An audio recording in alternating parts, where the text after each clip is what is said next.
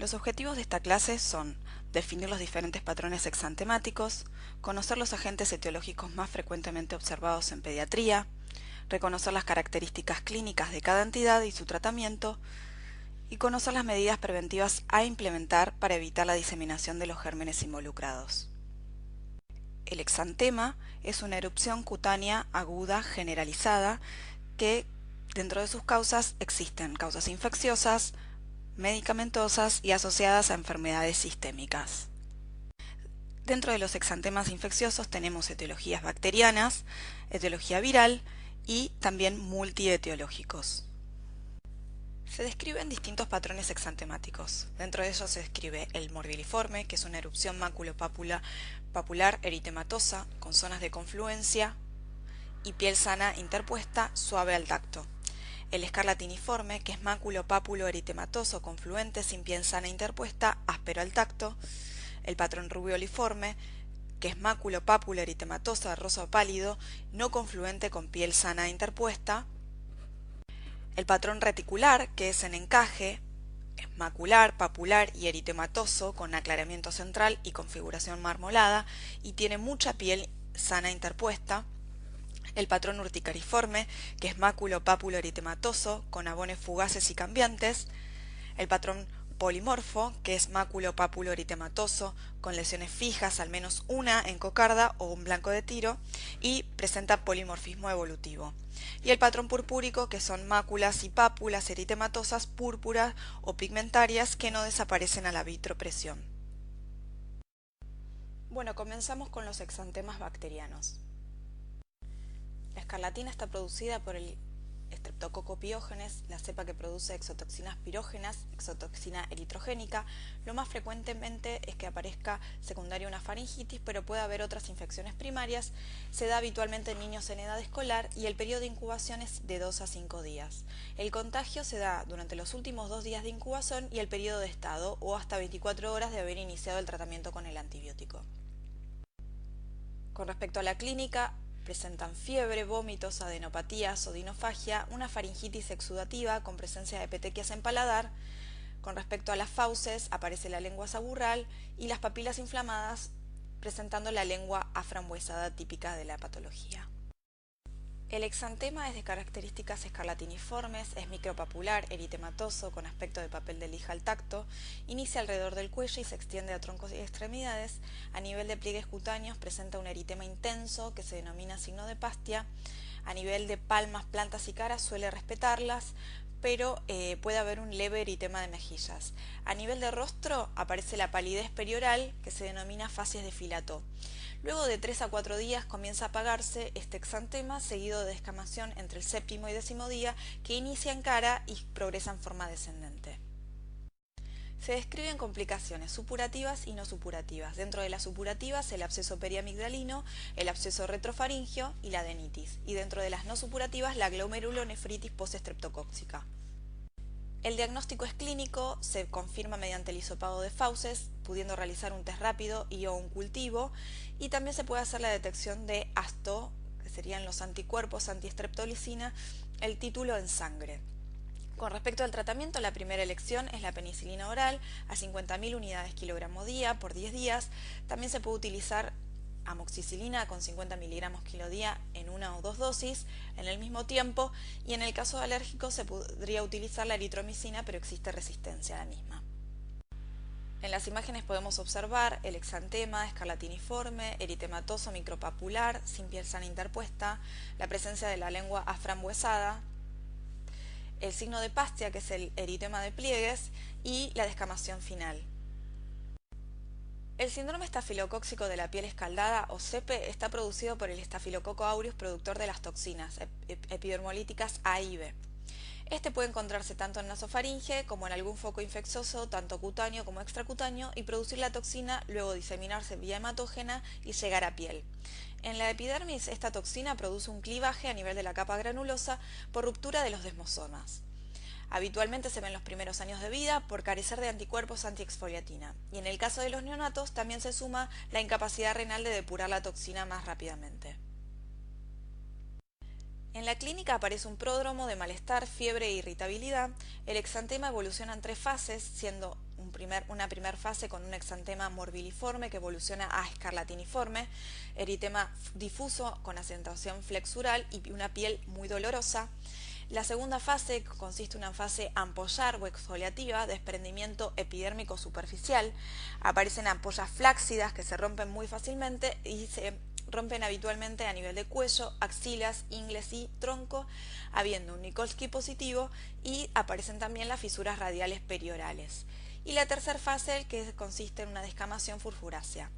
Puede existir inyección conjuntival, pero no suele comprometer mucosa oral ni genital, y el tiempo de evolución completo de la patología es alrededor de 14 días. En las imágenes podemos observar la fase exfoliativa, en la cual se evidencian ampollas flácidas, en su mayoría destechadas, habiendo erosiones, la presencia de fisuras periorales y periorificiales y también la descamación furfurácea.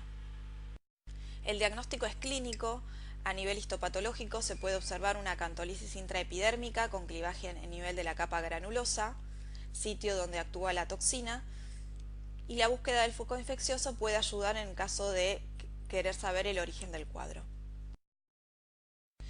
El tratamiento depende tanto de la edad del paciente y su estado clínico, porque puede realizarse tanto en forma ambulatoria o requerir internación para cuidados generales y tratamiento endovenoso.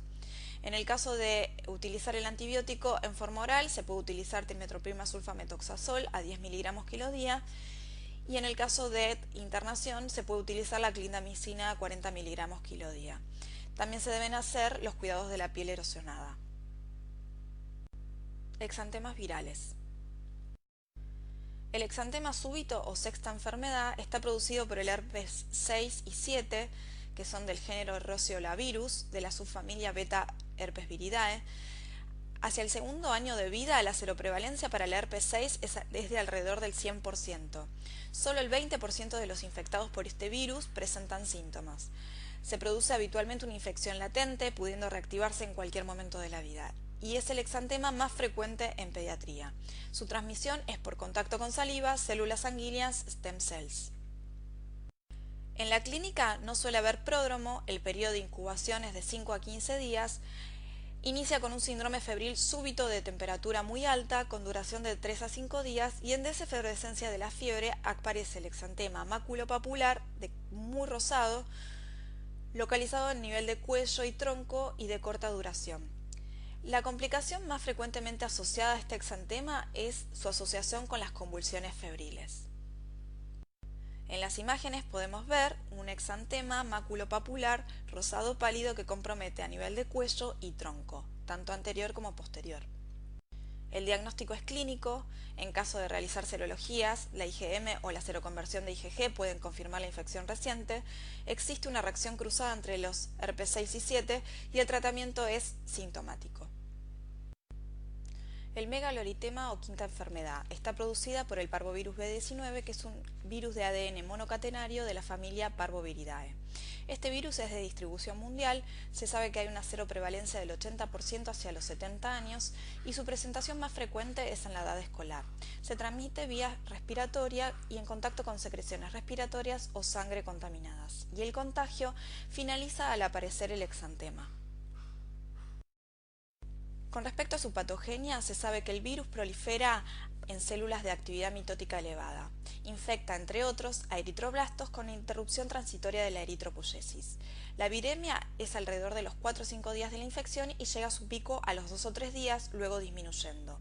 El virus persiste en los tejidos de por vida, y el exantema es resultado de la interacción antígeno-anticuerpo a nivel de la piel. Con respecto a la clínica, generalmente es una infección asintomática o presentan un síndrome gripal. El periodo de incubación es de 1 a 2 semanas, pueden presentar artritis o artralgias transitorias, puede aparecer una anemia aplásica transitoria, también se describe anemia crónica en pacientes con comorbilidades como inmunodeficiencias, y en el caso de transmisión transplacentaria puede producir en el feto tanto un aborto espontáneo como un hidrofetalis. El exantema es bifásico y con 2 patrones diferentes. Inicialmente aparece el signo típico de la cachetada, que presenta un eritema homogéneo en mejillas y bilateral. Luego aparece el patrón reticular en proximidad de extremidades, que es recurrente y con exacerbaciones ante estímulos como el calor, exposición solar o estrés.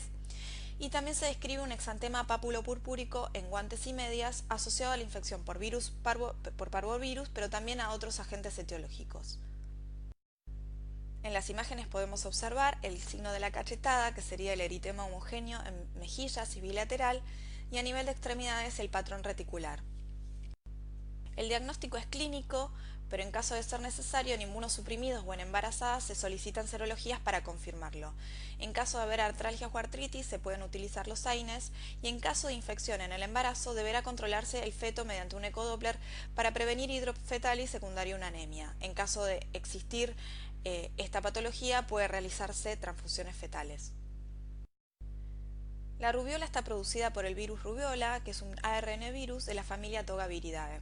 Este virus es de distribución mundial, es más prevalente en primavera y su transmisión es vía respiratoria y contacto con secreciones respiratorias. El contagio es desde una semana antes de la enfermedad hasta una semana después del brote. Con respecto a la patogenia, sabemos que la puerta de entrada es vía respiratoria. El virus prolifera en la mucosa y luego se disemina vía linfática hacia los ganglios cervicales y occipitales. Luego aparece una segunda viremia con diseminación hacia la piel y otros órganos como las articulaciones. Sabemos que puede haber una transmisión transplacentaria en embarazadas dando la rubiola congénita. Y el exantema es el resultado de una reacción inmunológica contra los queratinocitos infectados.